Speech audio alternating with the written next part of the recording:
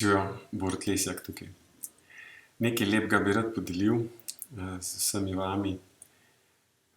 Nanaša se na kratek posnetek oziroma bil je precej dolg posnetek, ki sem ga gledal včeraj o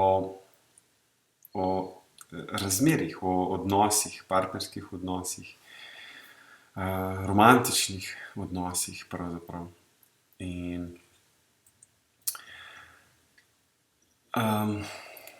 medtem ko sem poslušal ta posnetek, sem se zavedal, da res lahko marsikomu pomaga in tudi meni je dal nekaj. Obenem sem videl, kako zelo nepotrpežljivi znamo biti v tej dobi in zelo na hitro zamenjati nekaj, kar se da še zaceliti. In to velja tudi za naše odnose. Ne trdim, da to velja za vsak odnos, ampak trdim in stojim za tem, da z intuicijo in z izkušnjo vem, da obstaja ogromno odnosov, naših odnosov, ki so vredni celjenja.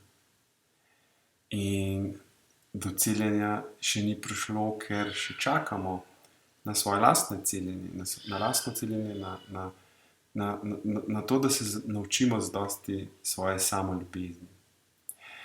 Ker verjamem, da brez samoljubezni noben odnos ne bo svet, ne bo res tisti pravi odnos med dvema človekoma ali pa odnos v skupini, odnos v družbi.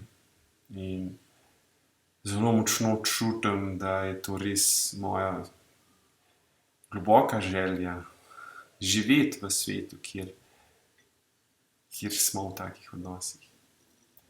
No, in zelo pragmatično, če si v odnosu, kjer trpiš in čutiš, da nisi ljubljen, da je s komerkoli kaj narobe, z njimi, s teboj.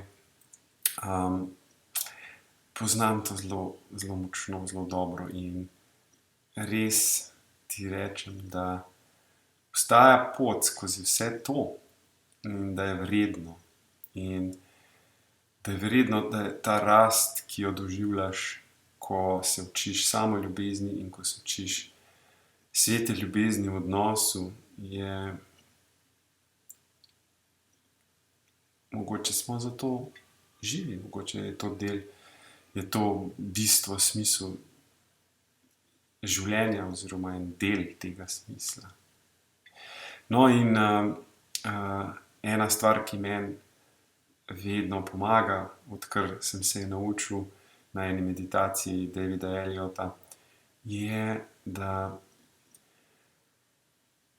mogoče takrat, kadar se počutiš, da te nekdo nima zadosti rad, da te nima rad na tvoj način, po tvojih pričakovanjih, po tvojih standardih. Mogoče je zadosti točno toliko, kot in kakor te ima rad. Mogoče je zadosti. Mogoče, ko enkrat ustvariš svojo samoljubezen, znaš to bolj ceniti in spoštovati in mogoče tudi bolj jasno videti, kakšna res je ljubezen. To sem hotel povedati. Hvala lepa in se vidimo spet kmalu. Srečno.